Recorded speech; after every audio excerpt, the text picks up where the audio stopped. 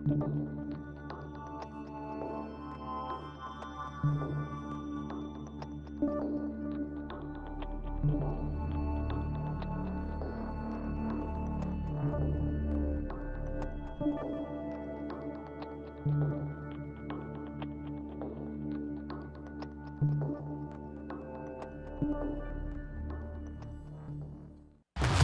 and gentlemen, it's the moment you've been waiting for.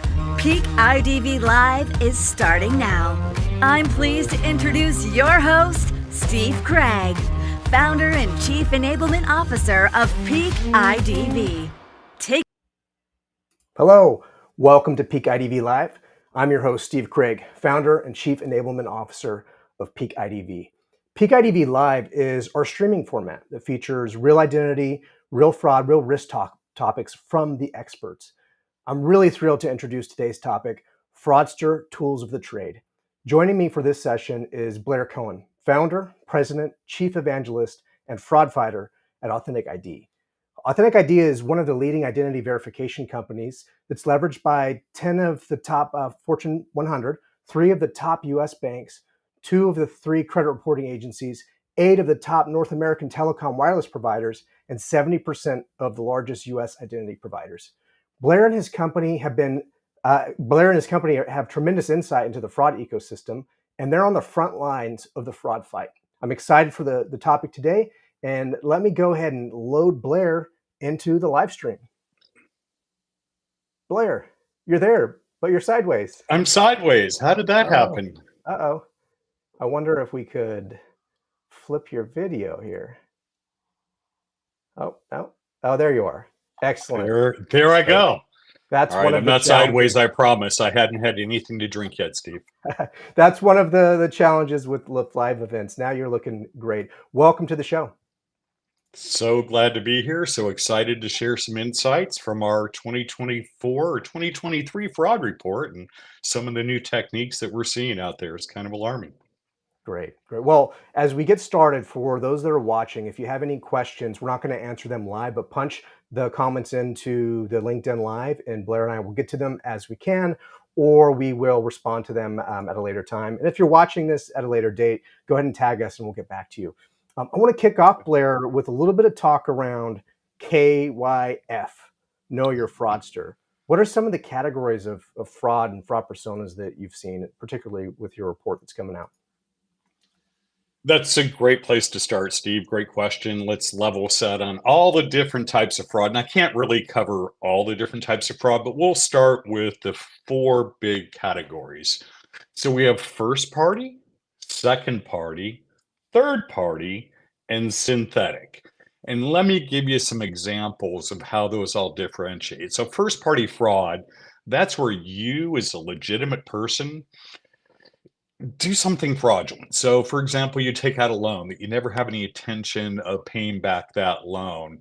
You may order a big screen TV and have it shipped to your house, but you call them up and say, hey, it never came. So you may call up AT&T at the end of the month and say, hey, those 6 iPhones that I bought, I didn't buy them. I'm a victim of identity fraud. I didn't do it.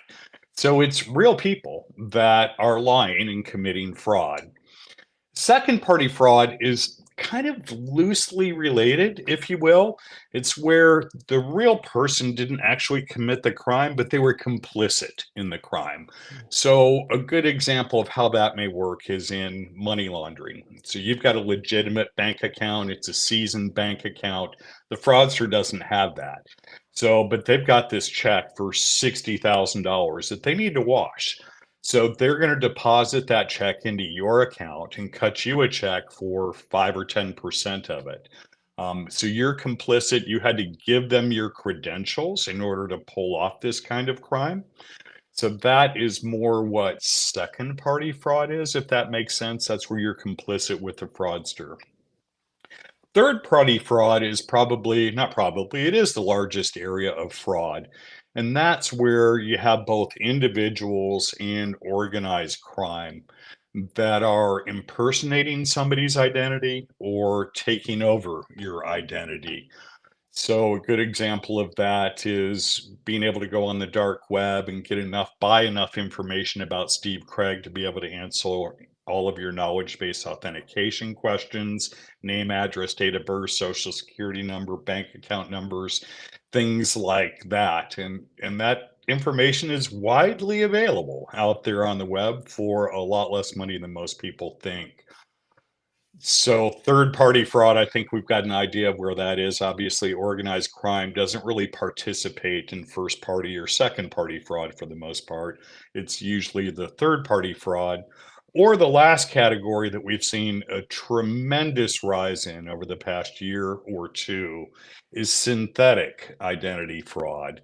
And that one's a lot more complicated, if you will, because of the way that the FCRA works, and I won't get into the weeds on this one, but it allows you, a person, to grab pieces of Steve's identity and my identity and create this Frankenstein monster of an identity that the credit bureaus make exist in the real world.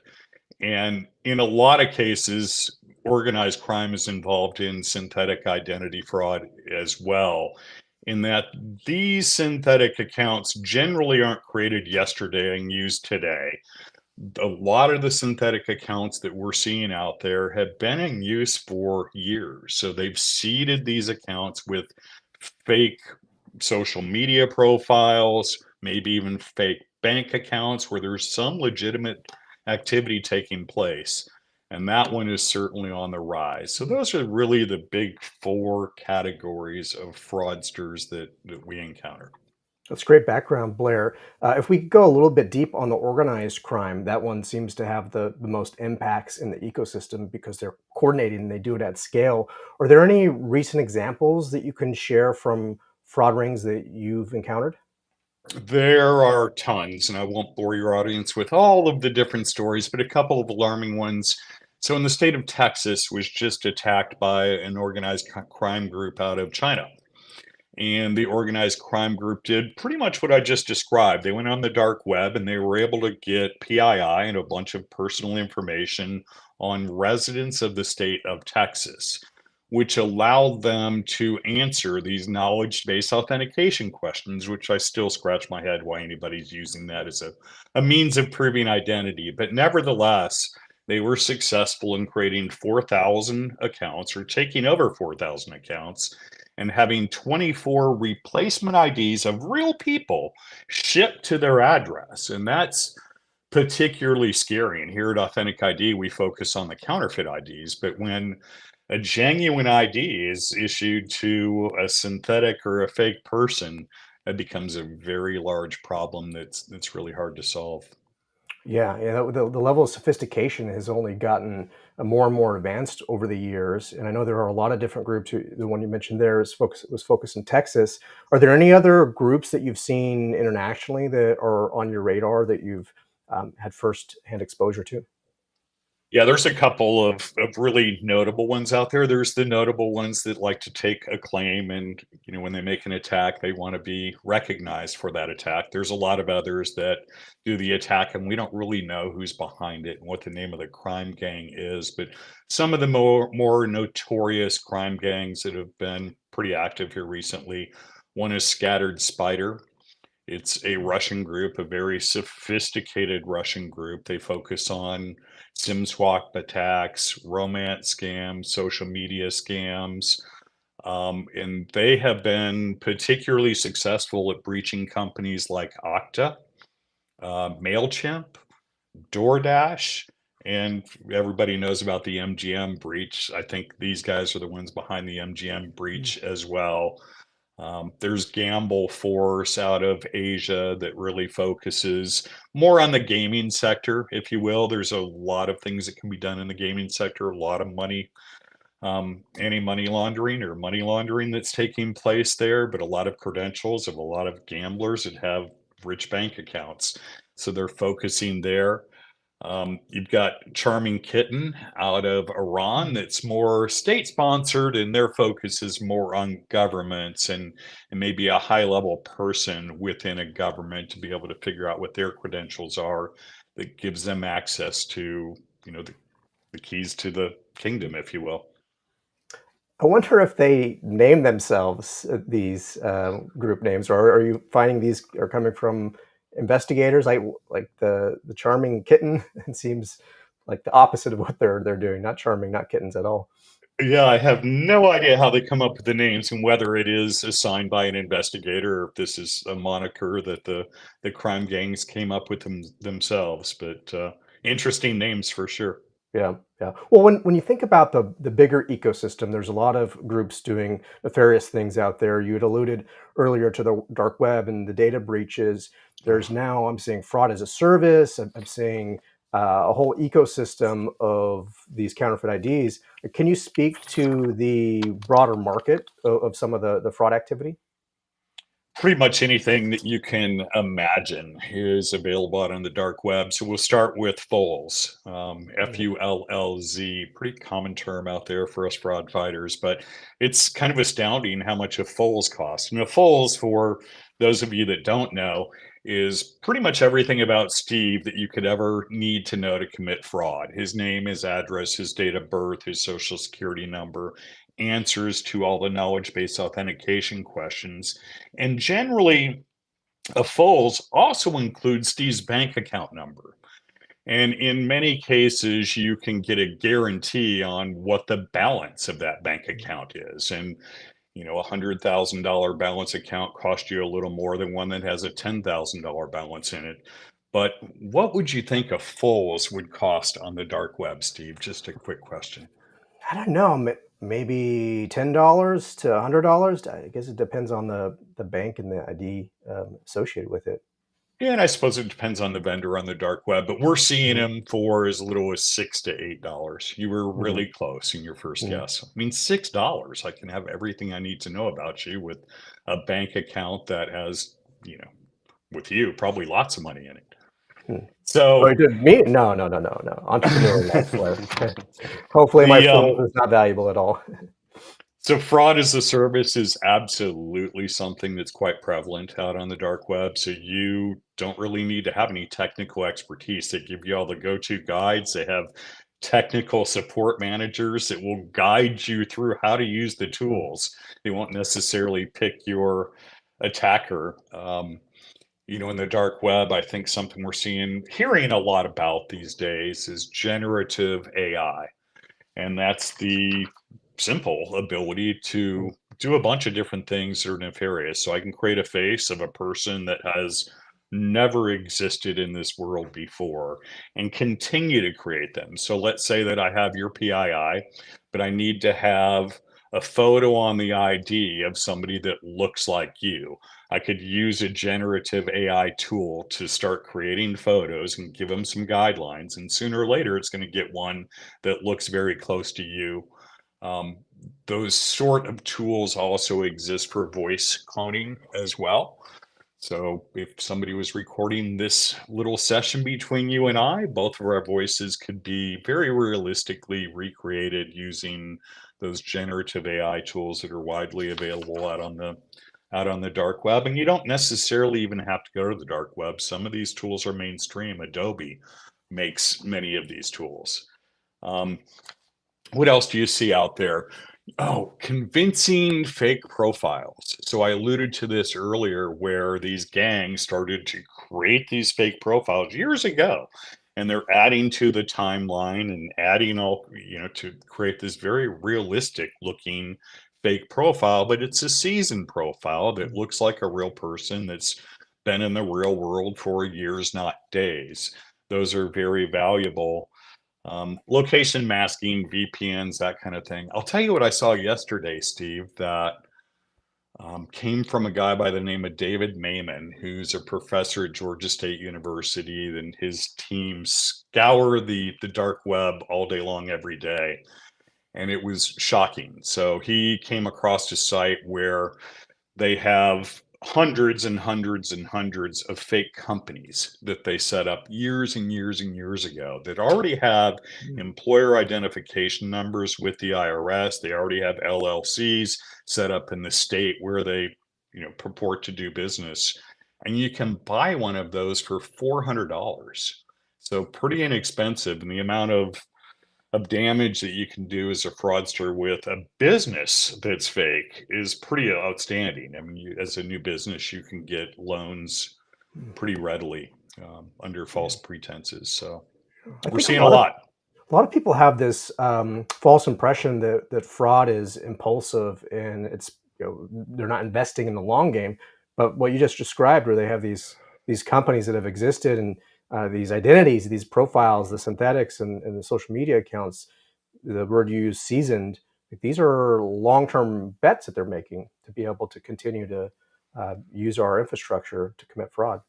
Generally, it's organized crime. So in other countries, people go to work and this is what they do all day long is create Mm. fake profiles. So they've been, being paid a little bit of money along the way, but certainly those profiles, once they've been seasoned for that period of time, are very valuable.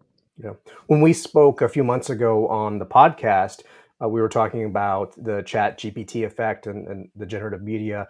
Now that we're here in February or nearly February, or we're seeing more and more of that, are there some GPT tools out there that you've encountered where fraud is being perpetuated? I think all of the generative content tools are being used to create synthetic faces, synthetic PII for identity documents. Um, so that has existed for quite some time. Where was I going with that, Steve? What was the question again? The generative, like we've seen Chat GPT really explode Oh, in use cases. There's fraud tools that emerged almost like the moment Chat GPT was released. There were fraud tools that were using language models. We talked about those in the past. I'm curious if you've seen those advance even further to be more threatening. yeah, they certainly have advanced. I would still say that they're very nascent. So you're referring to things like Worm GPT or even Fraud GPT, which is Yeah. literally built off of GPT-4. Um, the initial reviews when I start looking underneath the hood are that, yeah, it's super scary and it makes it sound like anybody can become an easy fraudster and successful at being a fraudster for a relatively small amount of money. In this case, I think the actual fraudster is the people that are selling fraud GPT, if Mm. you will. The reports that I've seen just say that it doesn't work. It's quite rudimentary. If you ask it to create a phishing attack against Bank of America, the graphics aren't perfect, the wording isn't perfect, the Mm. placement of the button that they want to entice you to click on isn't perfect. So right now they're pretty nascent and have a long way to go. Most people that have bought subscriptions to Fraud GPT will loudly tell you that it's not worth the money that they've spent. But that'll change, as the large language models continue to improve. These guys are going to tweak their Fraud GPT model, and it's going to get better over time. So certainly something to be on the lookout for. So the fraud GPT people defrauded the fraudsters. That's A interesting. 100%. Circle there. And well, I often think that OpenAI, who's advancing their rules and frameworks and stuff, that they perhaps are preventing and blocking some of those attacks. I did have a follow-on question though from that. Are Yeah. all of these attacks you're seeing, are they just in like the mobile digital channel, or are you seeing some way these break into the physical world, especially with some of the counterfeit IDs? I think it's predominantly the mobile and digital channel. Do we see counterfeit IDs coming into physical channels? A lot of them. The answer is yes. How they were created, it varies widely. Whether a large language module had something to do with the creation of that document, or it was a counterfeiter from the Philippines, or a guy sitting in his basement in New York. They are all over the place, but I'll give you just a little bit of a teaser from our fraud report. Last year, we reported 727,000 counterfeit IDs in the telecommunications arena just in the US. This year, it's up to 937,000. So, seen a couple 100,000 more. No new customers, no new volume, just bigger uptick in counterfeit IDs. Wow. Wow. Well, this is a fascinating topic. This live event's not meant to be long. Where can people go and get more information and learn about the fraud report that's coming out and other details? Join our webinar in a month. We're going to detail the entire report, and everybody's going to be able to get a copy of that. Contact AuthenticID.com. Go to our website. I'm Blair at AuthenticID.com. You can find me on LinkedIn as well. Anybody from the team would be happy to help. Great. Well, I'll be sure to put a link to the webinar in the comment stream here, and I look forward to continuing to collaborate with you in the space on fighting fraud. Blair, thank you so much. I do too. Thank you, Steve. Right. Bye. Bye.